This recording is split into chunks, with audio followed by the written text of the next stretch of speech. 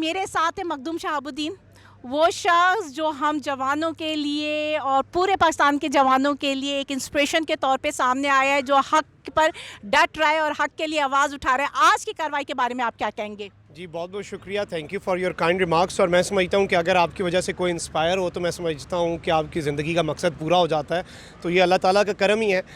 इसके अंदर देखें, मैं एक चीज़ कहना चाहूँगा कि जो अगर आप इस पूरी सिचुएशन को देखें तो चीफ़ जस्टिस जिस तरह से डट चुके हैं और जिस तरह से चीफ़ जस्टिस खड़े हुए हैं, कौम भी जिस तरह अपने चीफ़ जस्टिस के पीछे खड़ी हुई है, मैं समझता हूँ कि ये अनप्रेसिडेंटेड है। और ज़ाहिर बात है कि 2007 में भी वकला निकले थे, आज भी वकला निकले हैं।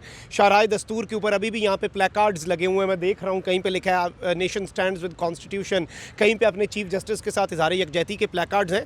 तो इस वक्त जो सूरत हाल बन चुकी है, इसमें मैं समझता हूँ फ़ैसला तो आ चुका है, फ़ैसला महफूज ज़रूर है, लेकिन मैं समझता हूँ इस वक्त हमारी जुडिशरी को सिक्योरिटी की ज़रूरत है। क्योंकि एक बात हम हमेशा कहते हैं और ये दुआ भी करनी चाहिए कि मेरे मेयार का तकाज़ा है मेरा दुश्मन भी ख़ानदानी हो। तो ख़ानदानी दुश्मन जो है वो भी अल्लाह ताला की एक बहुत बड़ी नेमत होता है, कम ज़र्फ़ दुश्मन ना हो। लेकिन इस वक्त हमारी अदलिया के मुकाबिल जो लोग खड़े हैं वो कम ज़र्फ़ हैं। वो इससे पहले डायरेक्ट अटैक्स भी कर चुके हैं। वो ये दीवारें जो इस मुक़द्दस ऐवान की हैं, वो दीवारें भी इस ऐवान की फलांगी गई हैं। तो मैं समझता हूँ कल सिक्योरिटी मज़ीद बीफ अप की जाए, बल्कि बेशक हमें भी ना आने दें। अगर सिक्योरिटी पे कोई कॉम्प्रोमाइज़ होता है हम भी नहीं आएंगे, लेकिन चीज़ें जो हैं वो देखनी चाहिए। और इन्होंने अभी कह दिया, आज ये अदालत के अंदर भीगी बिल्ली बने रहे। इन्होंने कहा कि नहीं जी, हमने तो सुप्रीम कोर्ट का चीफ़ जस्टिस का बाइकॉट नहीं किया, जबकि अभी फिर मरियम औरंगज़ेब साहिबा ने कहा कि आज की समाअत होनी नहीं चाहिए थी। नहीं होनी चाहिए थी समाअत, तो मतलब क्या हम ताले लगा देते हैं सुप्रीम कोर्ट को? हम चीफ़ जस्टिस मरियम नवाज़ की सरबराही में 5 रुकनी बेंच बनाते हैं और उसमें 5 रुकनी बेंच की सरबराही चीफ़ जस्टिस मरियम नवाज़ करें। उसमें justice Salim Safi, justice Mansoor Ali Khan, justice Maryam Aurangzeb, justice Hina Parvez Bhatt जो हैं वो फ़ैसला दें। 5-0 से रायवेंड के अंदर अदालत लगाएं और 5-0 से ख़ान को नायल करके ख़ुद को तायात वज़ीर आज़म बनवा दें। यही हल लगता है। नहीं, गरीदा साहिबा मेरे शो में भी आती होती हैं और बड़ी एक हमारी हीटेड डिबेट होती है, तो चले उनके लिए माफ़ी है। अच्छा, एक रिमार्क्स थे अदालत में कि जो इलेक्शन की तारीख है वो सिर्फ अदलिया बढ़ा सकती है, इसके बारे में आप क्या कहेंगे? ये इंपॉर्टेंट चीज़ है। देखें, एक चीज़ तो यह है कि इससे पहले भी पाकिस्तान की तारीख में जो इलेक्शंस आगे हुए हैं वो अदालत की मंजूरी से हुए हैं। तो इस रिमार्क सर्टन ये जो एक स्पेसिफिक रिमार्क आया है, इसे एक सिल्वर लाइनिंग के तौर पे भी देख रहे हैं जो इलेक्शन आगे करवाना चाहते हैं। लेकिन ऑब्वियसली मैं ये समझता हूँ कि इस सब के अंदर देखना पड़ेगा कि चीज़ें किस तरफ को जाती हैं, क्योंकि अभी तक की जो सूरत हाल है उसमें इलेक्शंस आगे होने नहीं चाहिए। लेकिन अब अगर पता नहीं सेक्रेटरी डिफेंस ने जो पब्लिक कार्रवाई है वो तो हमने सुनी है, लेकिन बाकी अब पता नहीं क्या बताया। लेकिन वी आर होपफुल। देखें, एक चीज़ हमें बस याद रखनी होगी कि हम ये नहीं कर सकते कि आज अगर फ़ैसला हमें लग रहा है कि सही आ रहा है या पीटीआई के हक़ में आ रहा है या इलेक्शंस के हक़ में आ रहा है तो हम कहें कि चीफ़ जस्टिस अच्छे हैं। कल अगर फ़ैसला थोड़ा सा ऊपर नीचे हो जाता है, पसंद का नहीं होता, हम कहें कि चीफ़ जस्टिस बुरे हैं। हमें इन स्टैंडर्ड्स को ख़त्म करना होगा, तभी मुल्क तरक्की करेगा। जैसे मैं हमेशा कहता हूँ कि एस्टैब्लिशमेंट का सियासत में किरदार अगर बुरा है ना और उसकी मजम्मत करनी चाहिए, तो वो फिर अगर खान साहब के हक़ में भी एस्टैब्लिशमेंट आज अपना किरदार अदा करती है तो वो भी गलत होगा, हम उसके भी ख़िलाफ़ खड़े होंगे। तो फिर हम एक रवैया रखें सबके लिए, जुडिशरी के साथ हम खड़े हैं और चीफ़ जस्टिस डट गए हैं। मैं समझता हूँ यही अनप्रेसिडेंटेड है जिस तरह से। और इस मरतबा जो हमला हुआ वो बड़ा मुख्तलिफ़ किस्म का था। आप देख लें कि पार्लिमान से भी हमला किया गया, नैरेटिव का हमला भी किया गया और अंदर से भी सुप्रीम कोर्ट को तोड़ने की कोशिश की गई। तो आज चीफ़ जस्टिस ने कहा, मैंने जस्टिस काजी फ़ायज़ीज़ा से पूछा आपने वन मैन शो वाली बात किसके लिए कही है? जस्टिस काजी फ़ायज़ीज़ा ने कहा मैंने आपके लिए तो नहीं कही, पता नहीं फिर वो किसके लिए कही होगी। लेकिन आई एम होपफुल कि अल्लाह बेहतरी करेगा। बिस्मिल्लाहिर्रहमानिर्रहीम, अस्सलाम वालेकुम। मैं हूँ बुशरा सदीकी और शाहराह दस्तूर से आप देख रहे हैं पब्लिक ओपिनियन। आज का दिन हमारी तारीख़ का ख़ासा अहम दिन है।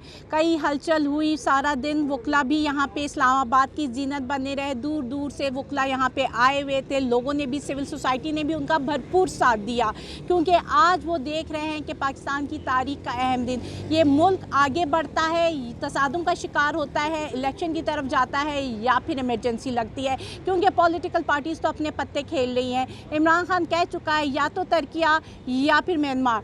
अब देखते हैं कि पाकिस्तान में क्या ये जो चीफ़ जस्टिस साहब हैं वो पाकिस्तान को किस तरफ लेकर जाते हैं। लेकिन अगर हम आज की सारी कार्रवाई देखें, जो हम ट्विटर में आपको लम्हा ब लम्हा अपडेट करते रहे, हमने आपको ऑलमोस्ट सारी चीज़ें बता दी है, बट जो चीता बातें हैं वो बताते चलें कि एक बात जो बड़ी इंपॉर्टेंट कही गई अदालत में, वो ये कही गई है कि जी अदालत ही इलेक्शन की तारीख आगे कर सकती है। अब इसमें बड़ा सोच विचार करना पड़ेगा। मैं चाहूँगी कि मुझे जो लोग हैं वो इस पर एक्सप्लेनेशन भी दें, इस बात का क्या मतलब निकल सकता है।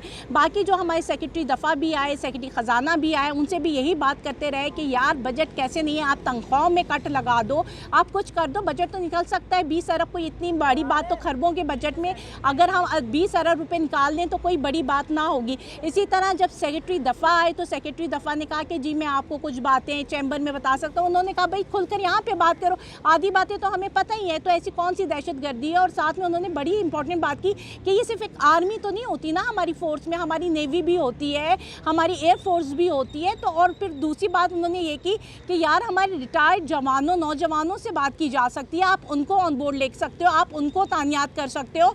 तो उस पर वो कह रहे थे कि जी ट्रेनिंग करनी पड़ती है उसकी, तो उस पर भी उन्होंने ये आर्गूमेंट दिया कि अभी तो इलेक्शन नहीं हो रहे ना, कल अभी इलेक्शन की डेट आएगी तो आपके पास इतना टाइम होता है, पूरा स्केड्यूल अनाउंस होता है, तो आपके पास इतना टाइम होता है कि आप जो है वो उसकी प्रिपरेशन कर सको। तो यानी कि जो भी पीडीएम या उनका मौक़िफ़ था, उनके हर सवाल का बड़ा सेटिस्फाइड जवाब दिया गया था अदालत उज़्मा की जानिब से। तीनों जजेस ने बड़े हौसले से और बड़े उससे उनकी बातें भी सुनी और पीडीएम की जो है विकेट गिराई भी है, ठीक है। क्योंकि जो भी पीडीएम का मौक़िफ़ था, पहले तो सबसे पहली बात तो इलामिया के बारे में हुई थी कि जी आपने जो इलामिया जारी किया उसके मुताबिक तो आप बाइकआउट करें, तो आप लोग इधर क्या मौजूद है। तो उन्होंने कहा नहीं जी हम बाइकआउट नहीं करें। तो इसका मतलब ये हुआ कि वहाँ पे जो उनके अटॉर्नी जनरल थे उन्होंने ख़ुद कल के जो पीडीएम का इलामिया था उसकी धज्जियाँ उखेड़ दी हैं और उसका बता दिया कि उसकी कोई हैसियत नहीं है, वो सिर्फ एक सियासी चाल थी, एक सियासी पॉइंट स्कोरिंग थी जो बुरी तरह अदालत उज़्मा ने नाकाम कर दी है। इसके अलावा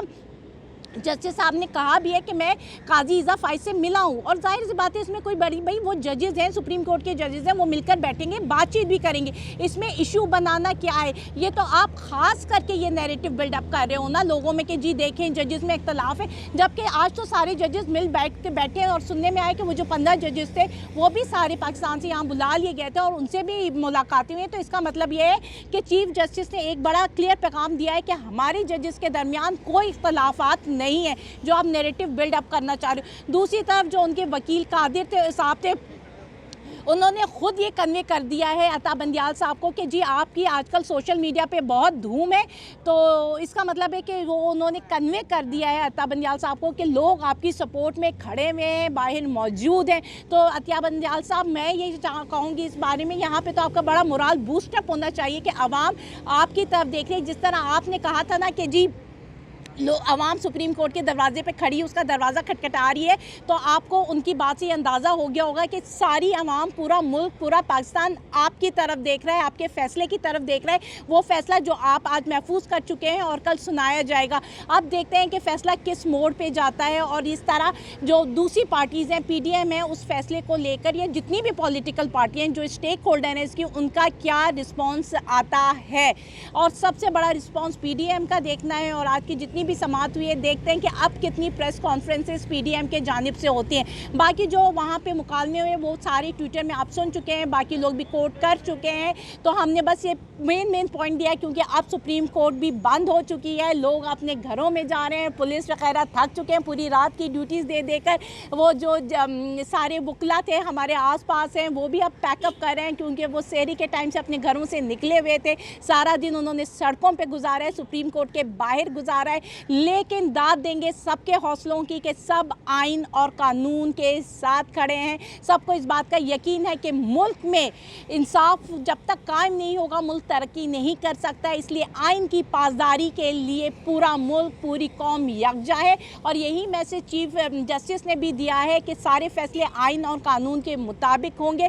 और उन्होंने ये भी कहा है बड़ी इंपॉर्टेंट बात कि मैं जानता हूँ कि अपने हुक्म को, जो सुप्रीम कोर्ट का हुक्म है, उसको कैसे नाफिज कराया जा सकता है। क्योंकि अगर आपको याद हो तो मैं अपने पहले व्लॉग में ये बात कर चुकी हूँ कि सुप्रीम कोर्ट के पास यही इख्तियार नहीं होता कि वो अपना हुक्म दे दे, उसके पास ये इख्तियार भी होता है कि वो अपने हुक्म को किस तरह नाफिज कराई जाए, वो भी जो लॉ की इम्प्लीमेंटेशन है वो भी इख्तियारात उसके पास होते हैं। तो वो आज चीफ जस्टिस ने यही बात कही है कि मैं हुक्म की तामील करवाना भी जानता हूँ।